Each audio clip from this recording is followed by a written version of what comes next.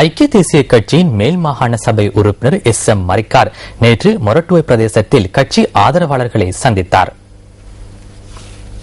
தமக்கும் கட்சிக்கும் வாக்களித்தவர்களுக்கு நன்றி தெரிவிப்பதற்காக SM மரிக்கார் மொரட்டுவை பிரதேசத்துக்கு சென்றிருந்தார். இதன்போது அங்குலான பிரதேசத்தில் கட்சி ஆதரவாளர்கள் மத்தியில் உரையாற்றிய SM மரிக்கார், இந்தியாவில் அரசாங்கம் கவிழ்க்கப்பட்டுள்ளது. பல வருடங்கள் நிலவும் இந்த ஆட்சியை கவிழ்க்க முடியாது என பலர் கருதினர். அடுத்த கட்டமாக இலங்கையில் இந்த மாற்றத்தை ஏற்படுத்த வேண்டும். சரி என கூறுவதற்கு காரணம் ஒன்று உள்ளது. அதாவது நடந்து முடிந்த மாகாண சபை தேர்தலில் கொழும்பு மாவட்டத்தில் 50% அதிகமானோர் அரசாங்கத்திற்கு எதிராக வாக்களித்தனர். பொது தேர்தல் அடுத்த வருட ஆரம்பத்தில் நடைபெற உள்ளது. இந்த அரசாங்கத்தை கவிழ்க்காவிட்டால் மீனவர்களின் பிரச்சினை உள்ளிட்ட இந்த அப்பாவி மக்கள் எதிர்நோக்கும் பிரச்சினைகளுக்கான தீர்வுகளை பெற்றுக் கொடுக்க மாற்று வழி கிடையாது.